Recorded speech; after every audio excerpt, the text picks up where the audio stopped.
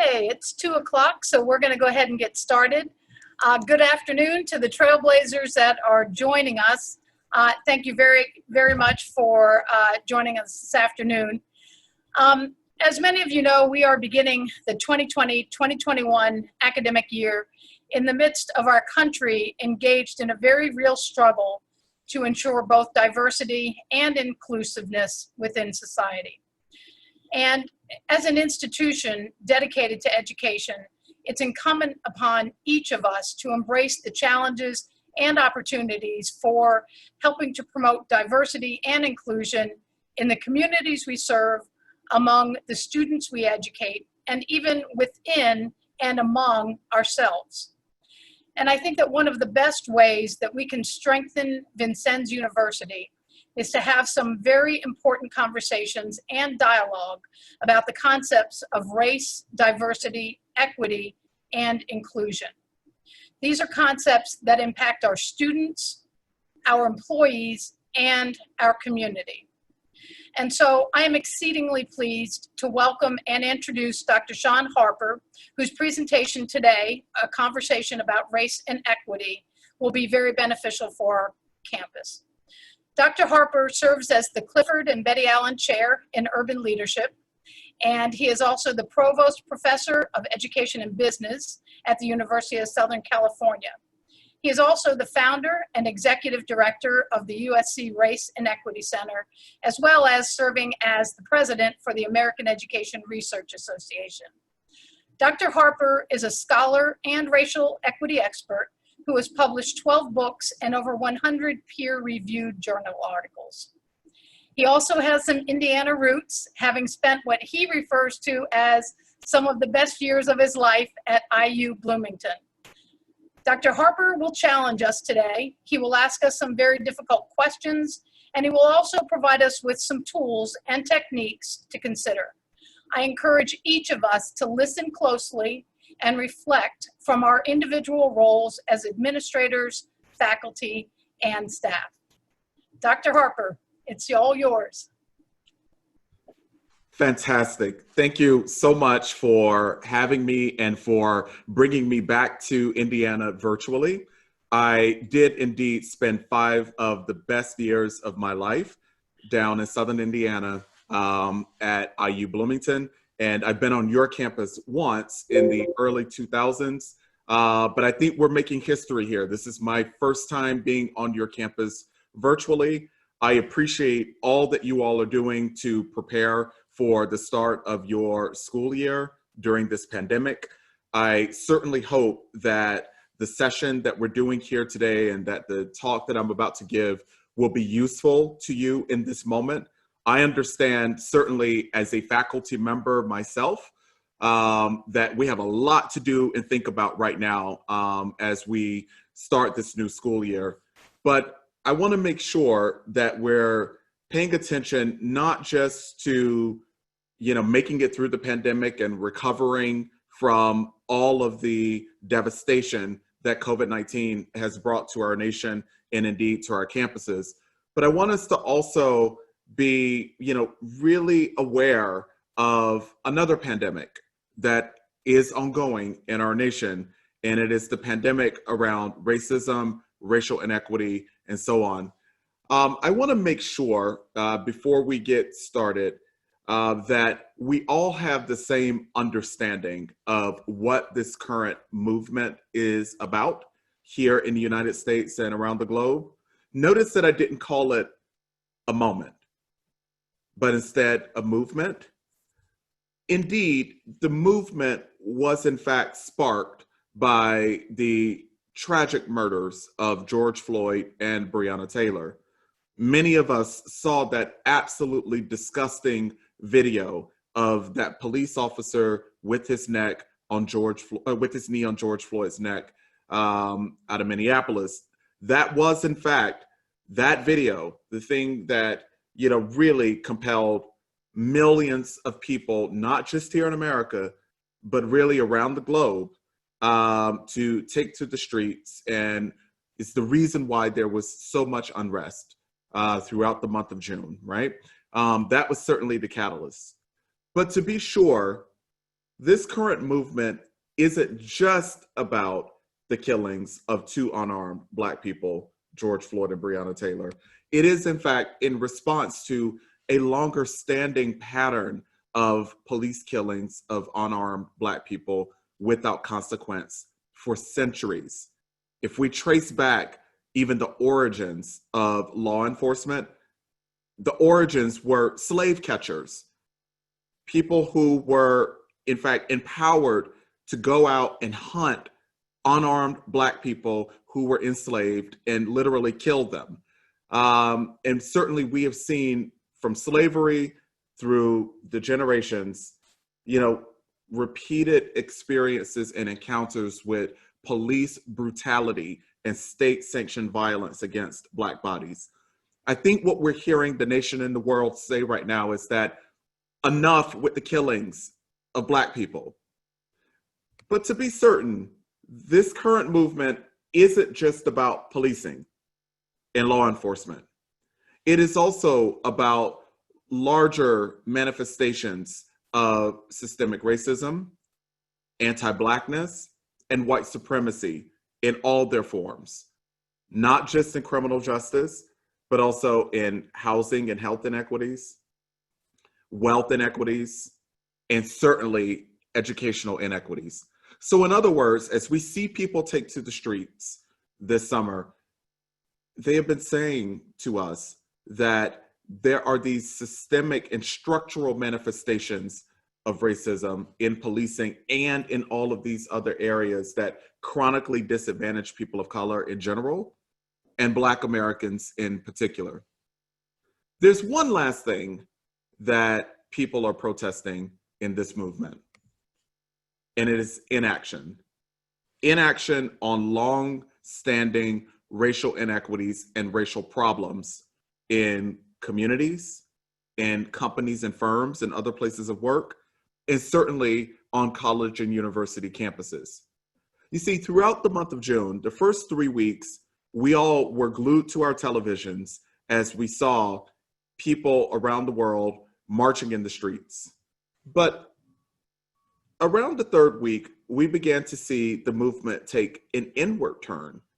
We began to see employees who are Black in various companies across industries begin to write open letters to their executives and to their white colleagues, describing what it was like and what it is like to be a Black professional in that particular workplace environment. In some situations, we even saw Black employees make those open letters to their colleagues public via social media. We also began to see around the final week of June, heading into July, college students on campuses across the country take to Instagram to develop these Instagram campaigns. There was one even for the university at which I work, the University of Southern California. There was a Black at USC page, but we saw dozens of these pages that college students around the country were creating on Instagram to describe what it is like to be a Black person on that campus.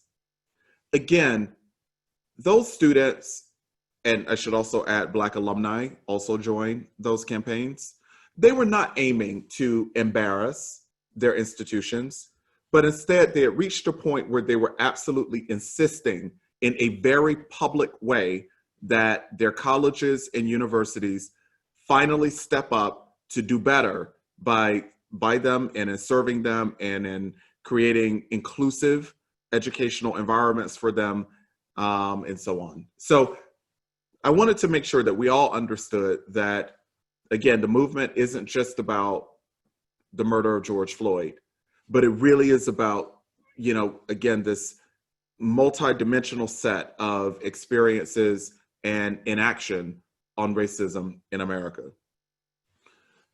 I want to spend the rest of our time today talking about how to talk about these issues, how to engage in productive conversations about race in America, and certainly race at Vincennes on your campus. Part of this is going to be some explanation that is informed by my research and the research that we do here at the USC Race and Equity Center. But part of it is also going to feel very workshopy. I'm going to give you actual strategies and activities that you can employ to engage in productive conversations about race. But why don't we start with, how do we typically talk about race on college and university campuses? We don't. For 17 years now, I have been conducting campus racial climate assessments at colleges and universities all across the country. That work would entail going to a campus and spending 4 to 5 days doing seemingly nonstop focus groups with students of color as well as their white counterparts. We always include white students in our campus racial climate assessments because they too are, in fact, a part of the campus racial climate. Sometimes we assess the racial climate for faculty and staff. And again, we include employees of color as well as white employees. In every instance, every single campus where we've done a qualitative campus racial climate assessment, we hear over and over and over again that race is treated like a 4-letter word here. It is indeed a word that has 4 letters, but as a taboo topic, as an untouchable topic, as a thing that we just don't talk about here, we very actively avoid it. I should also mention, by the way, that just over a year ago, the USC Race and Equity Center launched the National Assessment of Collegiate Campus Climates, a quantitative survey that has now been administered to more than 500,000 college students at colleges and universities across the country. This fall, the NAC will be administered to more than 1 million college students all across the country. We're hearing the same thing in that quantitative survey that we've heard all those years in the qualitative assessments, and it's that we just don't talk about race here. We avoid it.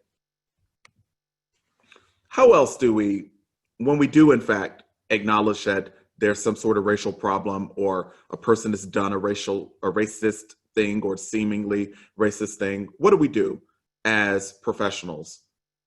We tend to only talk to 1 or 2 people about it.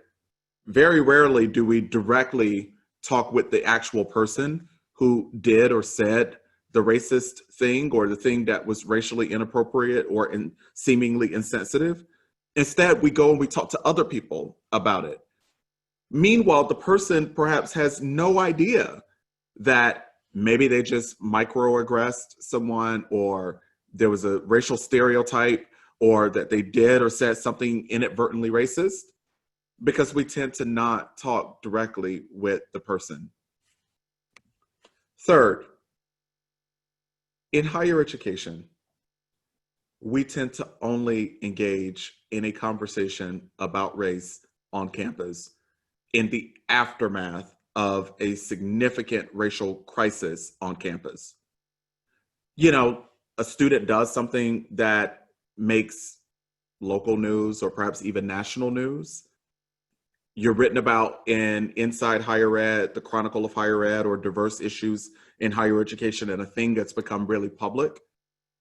Or students of color, began a campaign on Instagram or Twitter, and it starts picking up steam, and there's a lot of heat from trustees to do something about the very bad press that's being brought to the university. It's in those instances that we tend to finally engage in a conversation about race, but it tends to be just about that specific instance. We want that instance to go away as quickly as possible, and we very rarely seize it as an opportunity to sustain a dialogue about race and the racial realities of the campus. Rarely do we engage in conversations about a national crisis, one of the magnitude of the killings of George Floyd and Breonna Taylor, or Trayvon Martin, or Jordan Davis, or Michael Brown, or I could just keep going on and on and on. right? Very rarely do we take these national tragedies and use them to facilitate and sustain a productive conversation about race and racism in America on our campuses.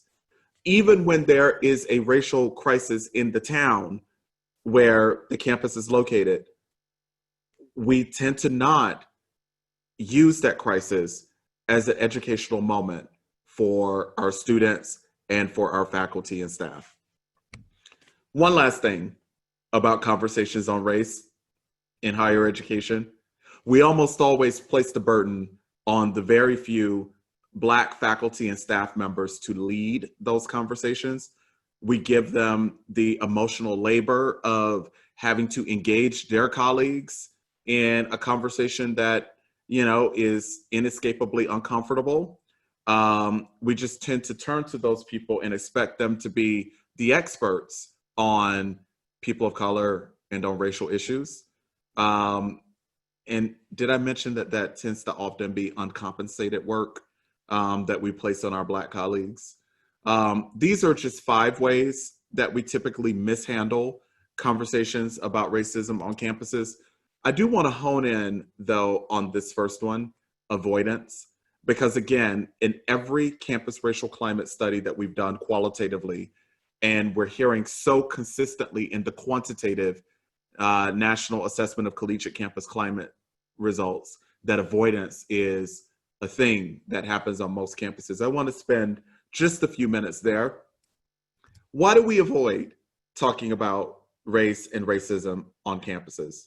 One is that avoidance really is a cultural norm on many campuses. Think about being a new faculty member or a new staff member at an institution or a first-year student, and you come to a place that has some racial problems, some obvious racial tensions, or that has some well-documented racial inequities when we look at data reports from the Office of Institutional Research and so on. So clearly there's some racial inequities and some racial problems here, but nobody talks about it. That sends a very strong cue to what we would call an organizational newcomer, a new employee or a new student, that we don't go there here. We don't talk about those issues here. To be sure, very few college presidents, provost deans, department chairs, vice presidents for student affairs, very few leaders explicitly say to students and faculty and staff, you can't talk about racism here. But instead, it is culturally implicit because nobody's talking about it, despite, again, well-documented problems and, you know, very clearly observable challenges and opportunities. Second reason why people avoid talking about race is that, frankly, we are personally and professionally inexperienced in engaging in these conversations. Here at the USC Race and Equity Center, we have done analyses of curricula in K-12 schools and in higher education. In K-12 schools, we track in the curriculum every year from kindergarten through 12th grade to try to figure out where is it that students learn about racism in all its forms, interpersonal racism, systemic and structural racism, so on and so forth. Where is it that students learn about implicit biases, implicit racial biases that they likely have? We all have them. You know, the implicit bias research is so clear that we begin as young Americans to develop biases by the time we're 4 years old because of the media we've consumed, because of the messages that we get from our parents and family members and members of our community, because of the ways that, you know, people of color are written about in textbooks, so on and so forth. So really, as young as 4 years old, we all have implicit biases about the racial other. So again, in our curricular analyses, we attempted to understand, is it in 3rd grade where now 8-year-olds are being taught the implicit biases that they have. No. We also try to map curricularly, where is it that students learn how to engage in productive conversations about race? Where is it that they learn how to solve complex racial problems that confront our nation? We can't find it anywhere from kindergarten through 12th grade. Then we take those analyses into higher education. Quite consistently in our campus racial climate assessments, both qualitative and in the NAC survey, as well as in our curricular analyses, we could very comfortably say and very credibly say to you that unless one trips and falls into a sociology of race course or into an ethnic studies course, a college student literally can matriculate through 4, 5, or even 6 years of college without ever learning anything about race, without ever engaging in any serious learning opportunity about themselves as racialized beings, about their implicit biases and assumptions about the racial other, and again, how to lead on racial issues in their lives after college. We are those former college students who are now adults who are working at institutions of higher education. So what I'm saying to you is that we never really learned in our educational upbringings how to talk about these issues. And there have been very few professional learning experiences for us as professionals working on college and university campuses to amass the skills and the racial literacy to engage in these topics. So therefore we don't, because we don't know how.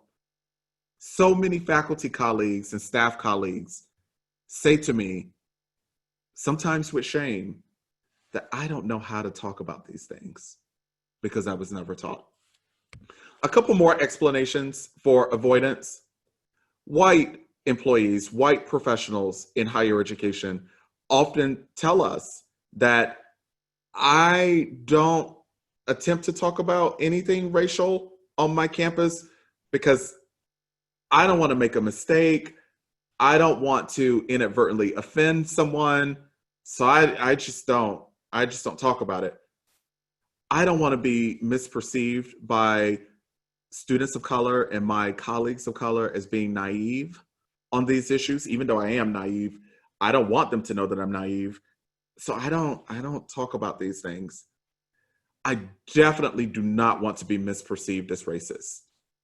Many white faculty and staff members in higher education say to us, very clearly that the worst thing you can call me is a racist. So I don't want to put myself in a position where I might even be susceptible to being misunderstood as racist. So I'm not going there. I'm just not going to talk about anything racial ever with anybody on my campus. Colleagues of color, faculty and staff members of color, tell us that they don't feel safe bringing up these issues and trying to help the institution enact its espoused values concerning equity, diversity, and inclusion, and therefore trying to hold the institution accountable to the messages that are articulated in mission statements, in the president's speeches, on the website, in the admissions brochures, that, because we're so underrepresented, we can't always be the people to be like, you do realize that was racist, right? Just imagine being one of only a few people from one's racial group. Colleagues of color tell us that they don't feel safe trying to hold the institution accountable on these issues. They also don't want to be misperceived as the angry person of color. I've been Black my whole life, 45 years now. I can tell you that I do not enjoy the threat of being misperceived as the angry Black man. I'm a lovely man. I'm a very nice person. I don't want to be misunderstood as the angry Black man.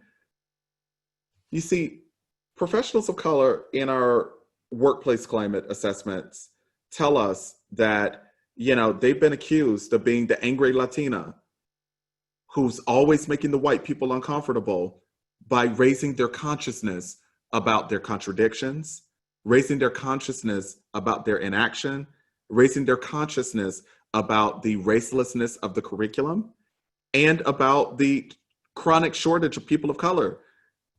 That when you're the Latina, or in my case, the Black man, who's always the person having to bear the burden of raising these things, it puts you at risk of being misperceived as angry, as uncooperative. There is also this other thing that happens that people of color often tell us, and there's language for it.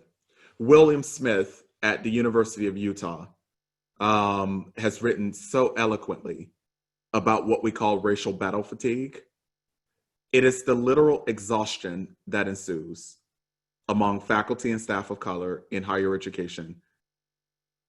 People get tired of always having to fight to get more students of color admitted, to get more people of color hired, to treat people of color fairly, to get their colleagues to treat people of color fairly. They get tired. And because of that exhaustion, they just stop even trying. They stop trying to engage their colleagues in conversations about race. Let me give you one more explanation for avoidance. People are afraid, they tell us, and this is across racial and ethnic groups, white people as well as people of color alike. Professionals in higher education tell us that they are afraid that conversations about race will be explosive and divisive. So therefore, they stay away from them. So what do we do? Given that last point, most especially, how do we have these conversations not go off the rails, not be divisive? Our claim to fame here at the USC Race and Equity Center is that we have facilitated now hundreds of conversations about race and racism in K-12 schools, on college and university campuses, and with companies and firms. As a matter of fact, over these past 2 months, since the murders of George Floyd and Breonna Taylor, more than 27,000 professionals from a range of industries, including higher education, have been right here in my living room for those facilitated conversations about race in America. Our claim to fame is that we've never, ever had one of those conversations go off the rail over the lifespan of our center. So I want to share with you some of the activities that we use, some of the techniques and strategies that we employ to keep these conversations productive. And again, this is in response to that fifth point about professionals being so afraid that conversations are going to be explosive and divisive. Here's some things that you can do to minimize the risk of that on your campus. First, is to facilitate opportunities for reflection on firsthand encounters with racism outside of campus. So before attempting to get your students or your faculty and staff colleagues to talk about issues on campus, you might facilitate a campus-wide forum and listening session. And you certainly can do it here via Zoom. It doesn't have to be in person. We have seen these play themselves out in a remote format on Zoom over these past several months. But inviting people to talk about what it's like to be a person of color in Vincennes, in the city where your university is located. What is it like to be a person of color in America? What have been some of your experiences and encounters with interpersonal racism and systemic and structural racism? So what works so well about starting with storytelling of outside encounters with racism is that it begins to sort of break the code of silence around talking about race. And again, it's situating it in an external environment as opposed to, starting with what are our problems here on our campus? Let me give you just one example here that I think would be useful. A few weeks ago, we were facilitating a conversation on race with all employees um, of a campus, a particular unit of a campus. And we began with people talking about their encounters with law enforcement officers. There's this one Black colleague who talked about being so routinely harassed by police officers. I could see on Zoom, I could see everybody's faces on Zoom. They were shocked. And in fact, like some of them, like weighed in and said, I had no idea that this thing was happening to, these kinds of things were happening to a guy like this. Like, he's so well dressed and well spoken, and he's such a great guy. Like, I never in a million years would have guessed that these kinds of things were happening to him, right? It began to help them understand that these kinds of situations don't just happen to a man that we don't know in Minneapolis, Minnesota, or to a Black woman that we've never met in Louisville, Kentucky, or to a guy in Ferguson, Missouri. These kinds of things also happen to people that we know, to our colleagues, to our students. One other thing about a forum like this is that it usually compels, obviously, not only people of color, but it also compels white people to take action, to join in solidarity and in coalition with their students of color and their colleagues of color who are experiencing and have experienced these very terrible forms of structural and systemic and interpersonal racism outside of campus. So this is one activity that works well. Again, you could do it either in person, through a town hall forum setting, or you could do it in Zoom. Another thing that you might do, and I've seen this work really well in academic departments, in student affairs divisions, in even particular offices within the student affairs division. So this really is an activity that works for any size group. But imagine asking each employee, as a part of a professional development experience, to write a 1 to 2 page personal racial history. And you give them some prompts to stimulate their thinking. I'll say more about that in a moment. And you say to them, we're either going to take the first 20 minutes of our time here in this professional development experience for you to write quietly your personal racial history, or you could say to your colleagues, we're having a session next week. We'd like you to come to that session having thought through some questions and, written a 1 to 2 page reflection on those questions. Let me give you an example of what those questions might be. And these are just some examples. I always tell people, do not treat this as a checklist. And by the way, this is an abbreviated list. I have a list of about 20 different prompts. But I say to them, you don't need to go down the list and answer all 20 questions. In fact, you don't have to answer any of the 20 questions. The 20 questions, or in this case, the 5 that I've selected for you, are just merely intended to stimulate your reflection. You can take this any direction that you want to take it. But here are some questions, some sample questions for personal racial history. How was race treated and talked about in your family? What did your parents tell you about the racial other?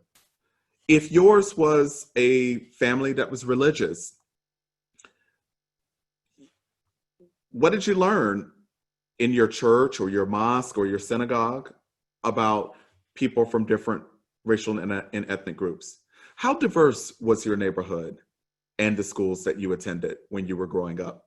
How much interaction did you have with people from racial groups that were different from your own? Again, if yours was a family that was religious, how diverse was the mosque or the synagogue or the church where you worshiped? If you're still a religious person as an adult, What is the racial makeup of the place where you worship now? What did you learn about race in school? Think back to your K-12 schooling experience.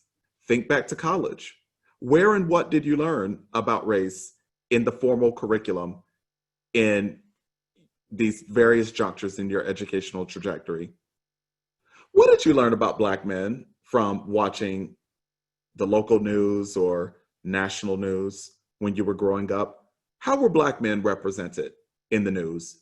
What did it teach you about who Black men are, how they behave, so on and so forth?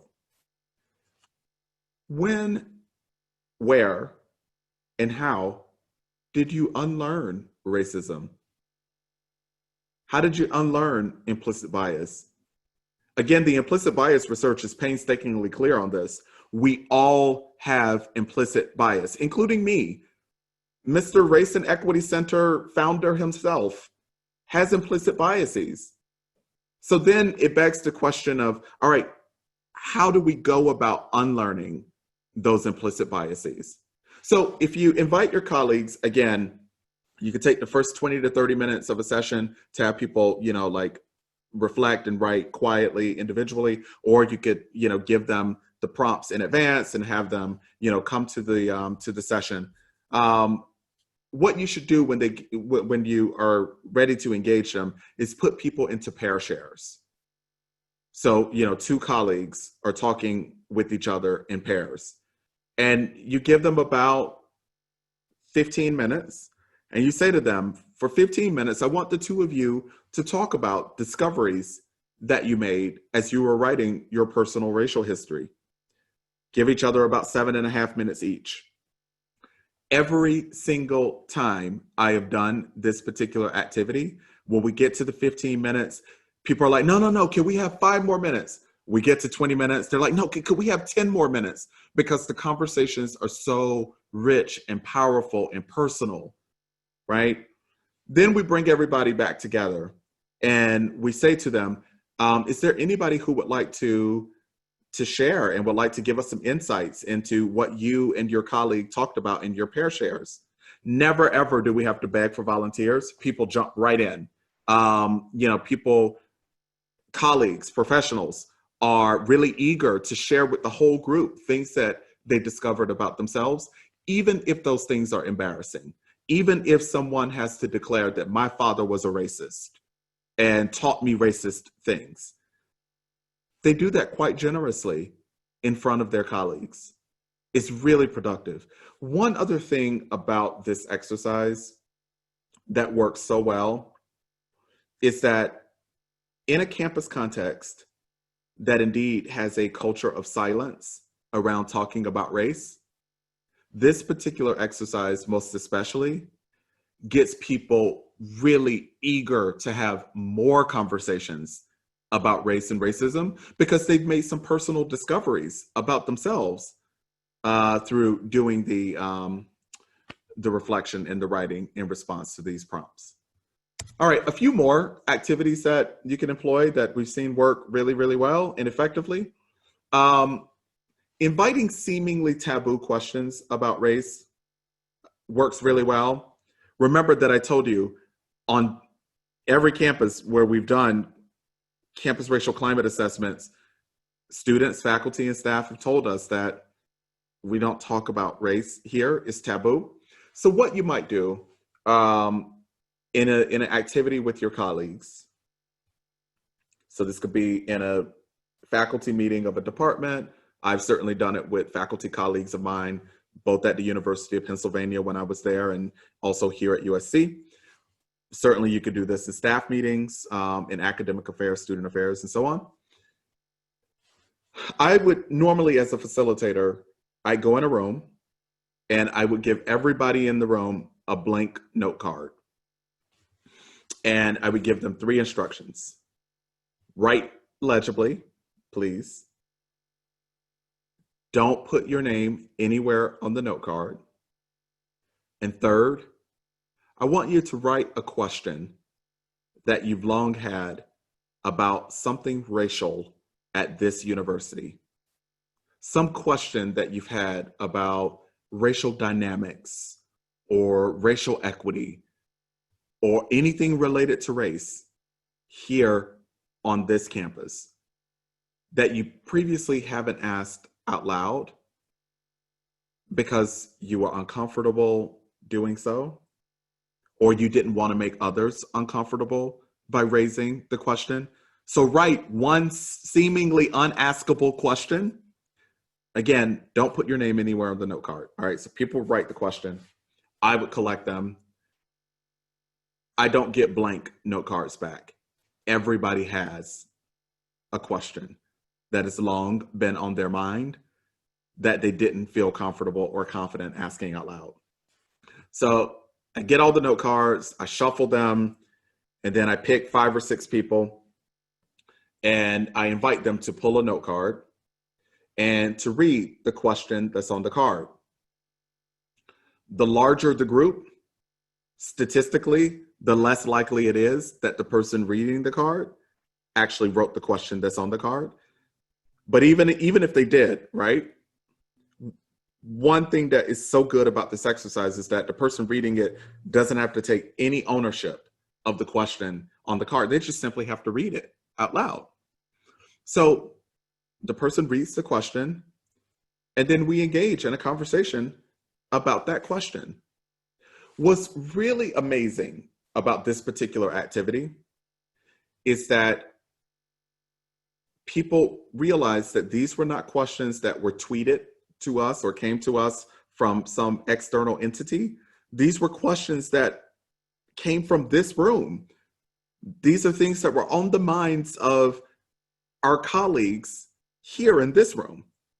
All right. The other thing that works really well about it is that the questions are not explosive, divisive, oh my God, like things about to get started kinds of questions. They're really not questions that lead to organizational harm or any personal injury or professional injury for anybody in the room. One example of the kinds of questions that get asked. Why does it seem that all the Black people work in food service, custodial roles, and administrative assistant roles, but there are no Black people in the president's office? We have 2 tenured Black faculty members at the whole university. Why is that? That seems like a fair question to me. It seems like a question that we ought to think about and talk about. If we are, in fact, going to ever credibly make good on the promises that we espouse to equity, diversity, and inclusion, we have to talk about a question like this one that points out the stratification, the racial stratification of the workplace, where Black employees and other employees of color are largely concentrated in the lowest compensated, least powerful roles, but are largely absent, sometimes entirely absent, among tenured faculty members, among senior administrators, and so on. That's the thing that we have to talk about, right? All right, so that note card exercise works really well. There's a way to do it here in a virtual environment.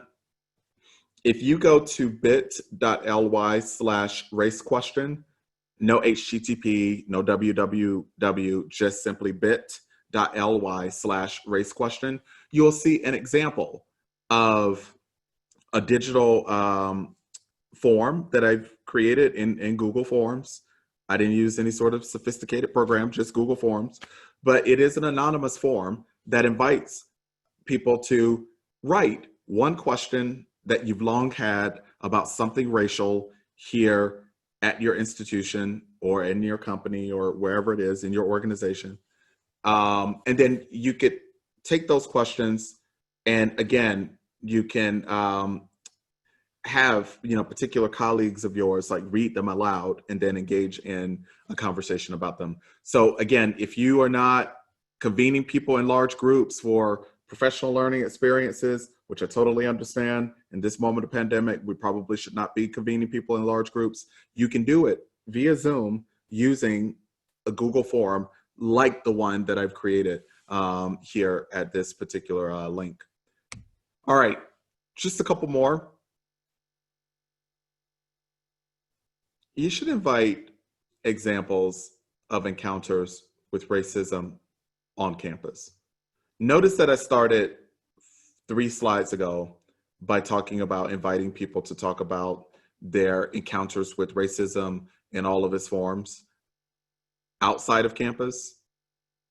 But at some point, you should also invite their encounters and some storytelling of encounters with racism on campus. How might you do that? You could do that exact same thing that I just described to you with that note card activity. I've done it hundreds of times. Go in a room, give everybody a blank note card, 3 instructions, write legibly, don't put your name anywhere on the note card, and write succinctly.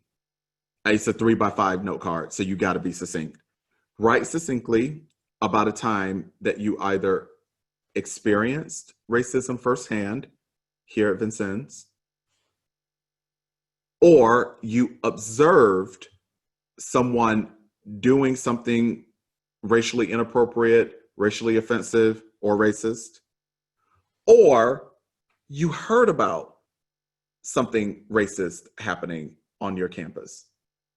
So again, take a few minutes, succinctly write on your note card, don't write your name anywhere on it, about a time that you either experienced, observed, or heard about something racist on the campus.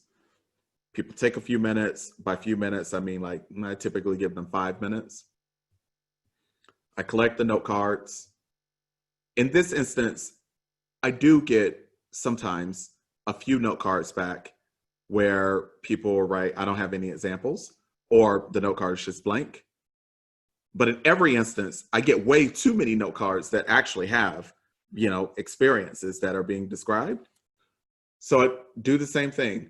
I pick 5 or 6 or 7 volunteers, shuffle the cards, invite them to pull a card, and they read the situation that's on the note card.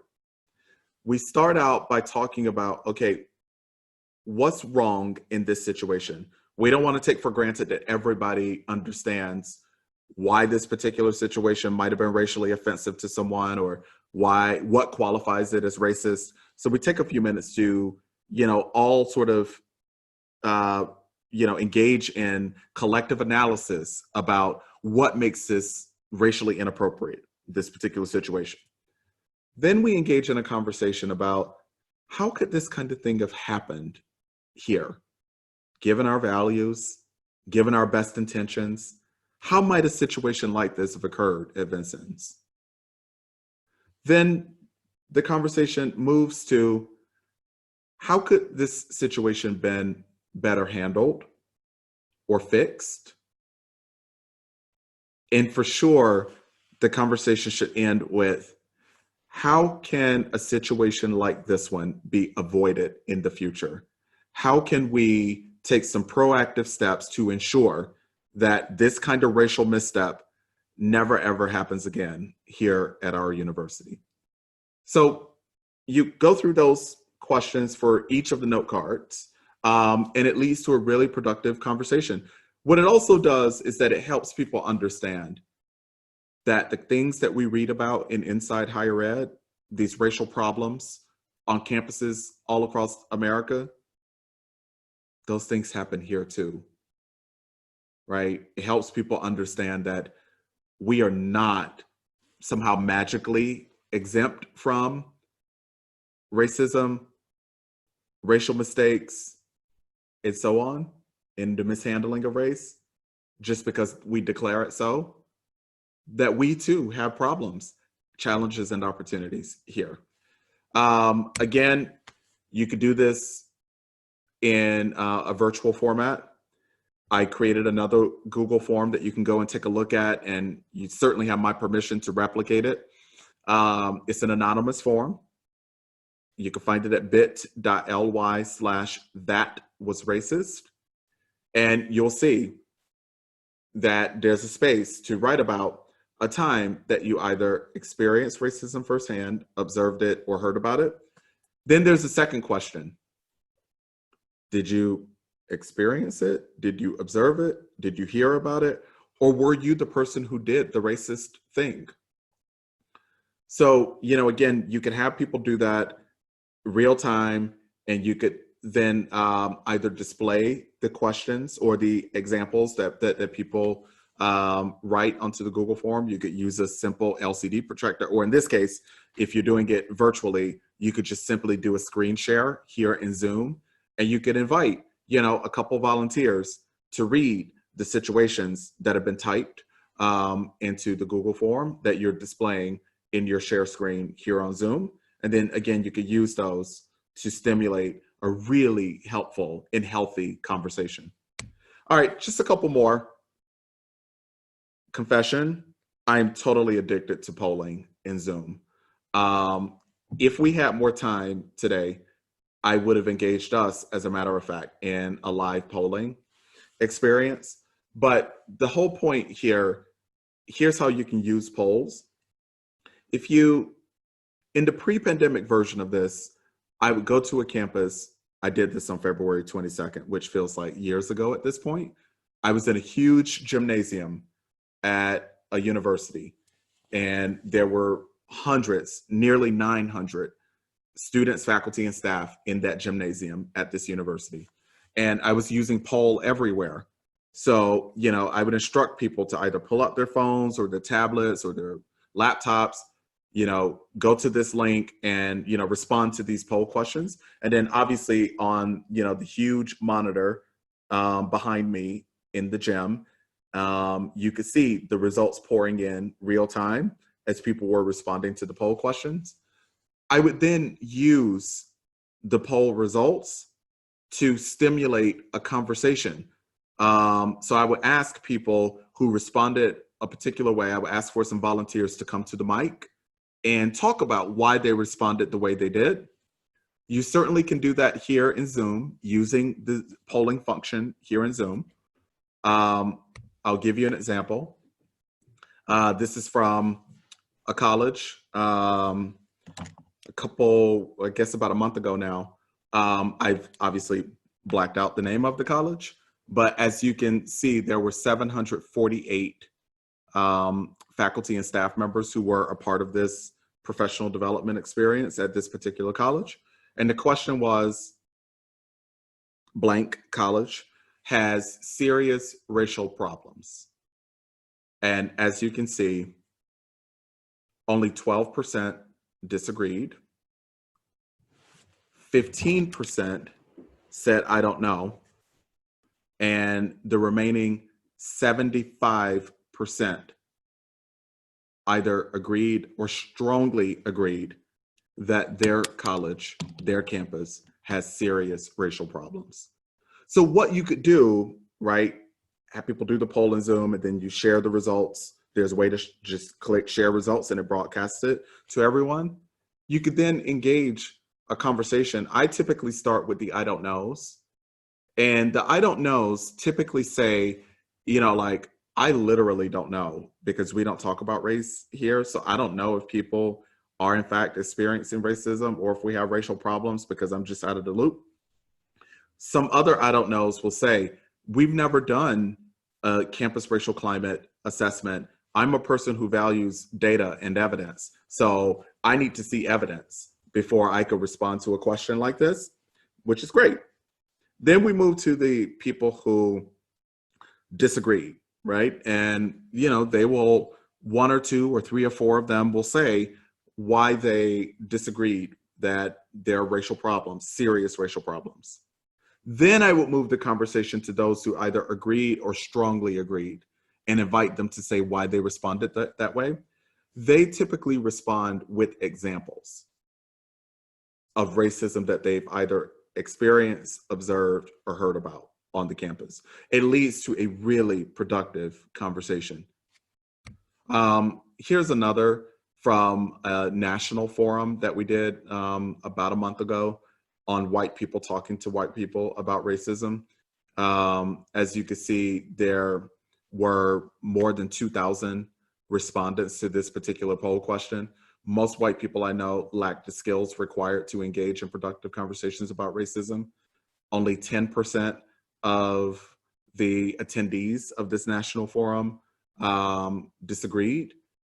6% said, I don't know.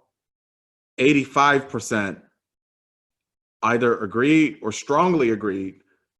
somewhat or strongly agreed that, yeah, the white people I know don't know how to do this. They don't know how to talk about this.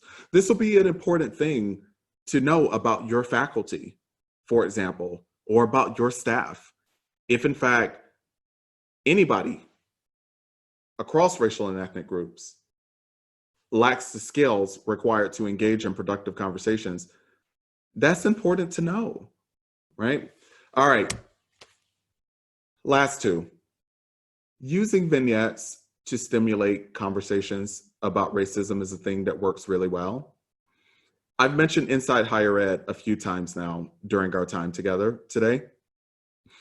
Our center is on the eve of releasing a report that is an analysis of racist situations that have happened in US higher education on college and university campuses across the country over the past 6 years.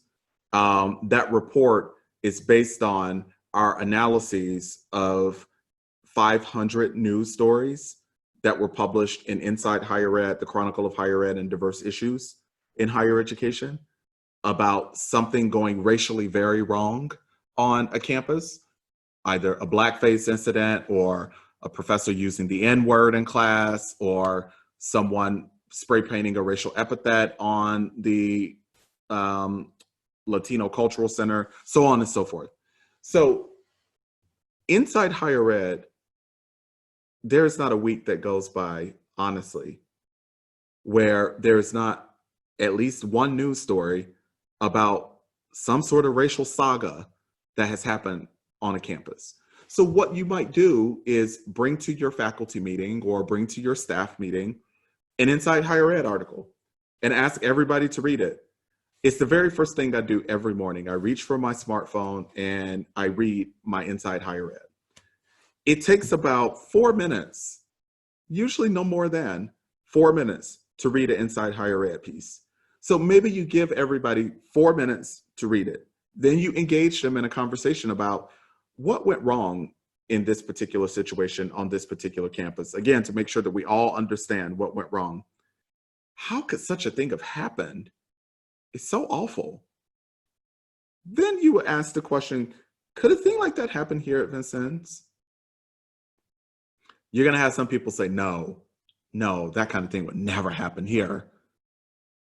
Even though the place that we're reading about is a lot like ours in terms of size, geography, demographic composition, and so on.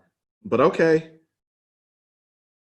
nothing like that would ever happen here. How can we be so sure? Then you should ask, what can we learn from this situation that happened at a place that's a lot like ours? What can we learn from it?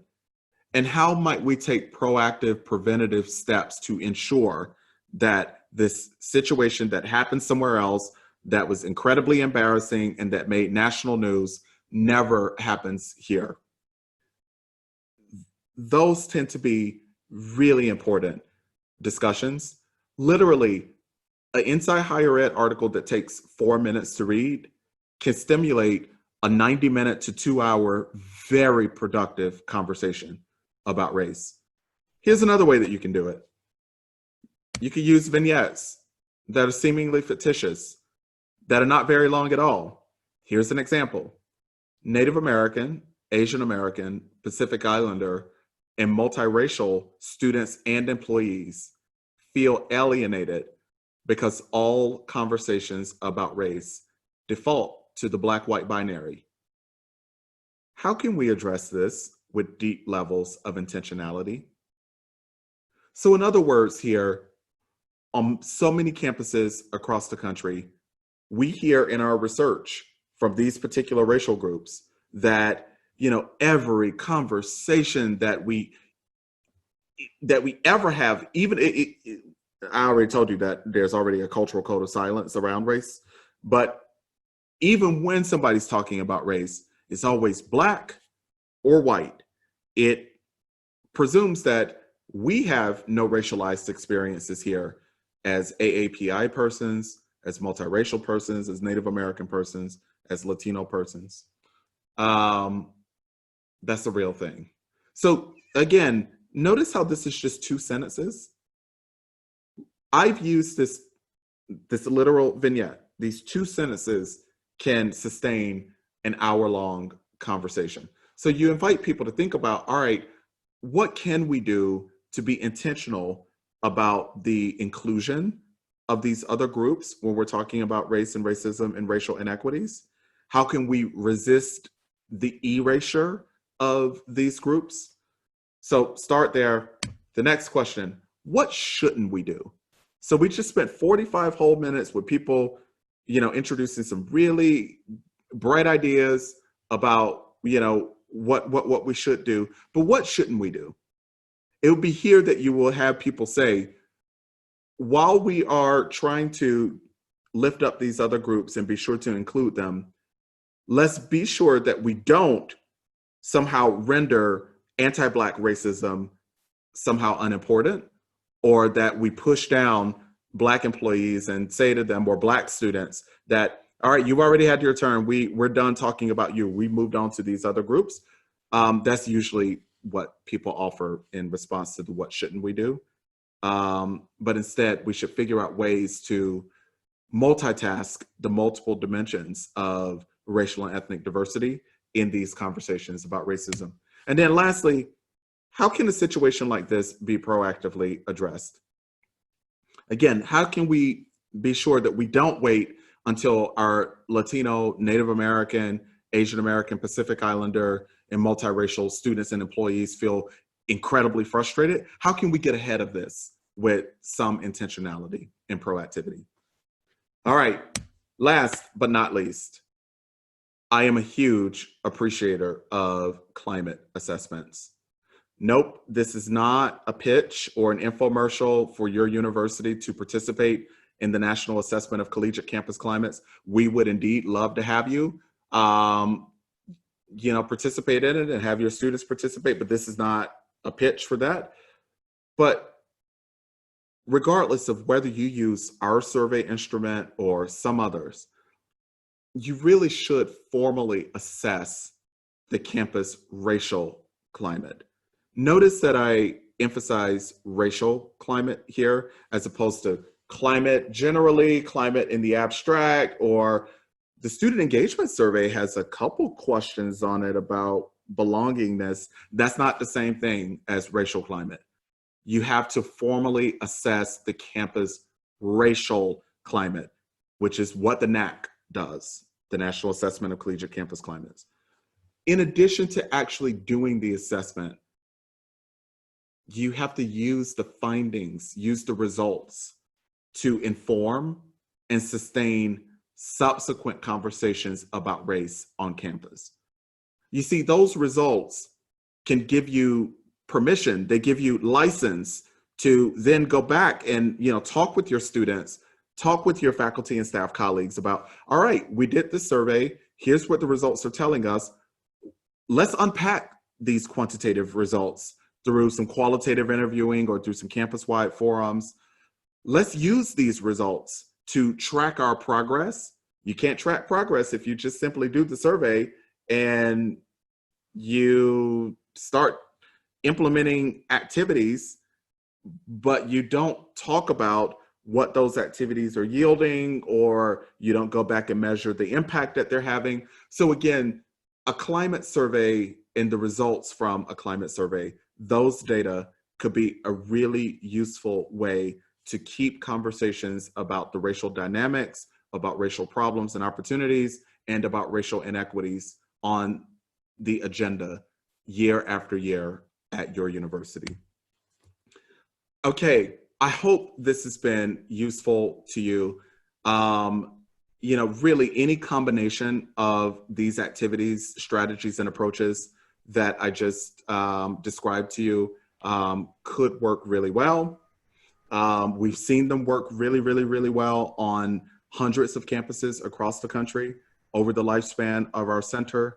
I am going to respectfully insist that as we all go back to school and start our fall semester, that we don't waste this opportunity to have the university engage in the conversation that America is having, in the conversation that the world is having right now about systemic and structural racism, anti-Blackness, white supremacy, and racial justice. It would be such a shame to deny our students the opportunity to engage deeply and meaningfully in learning around these topics. What a shame it would be to welcome our colleagues back, our faculty and staff colleagues back, and deny them the opportunity for professional learning and professional skill building around these topics in this moment. Again, I beg you to please try all. It would be amazing if you tried all of the strategies and activities that I've described, but at very least, try one or two of them as you move forward in your work there.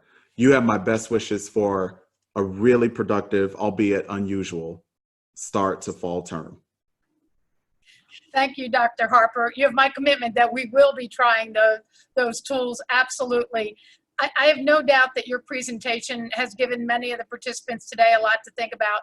I know that it's given me a lot to think about, and I'm very appreciative for the tools and the activities that you've offered.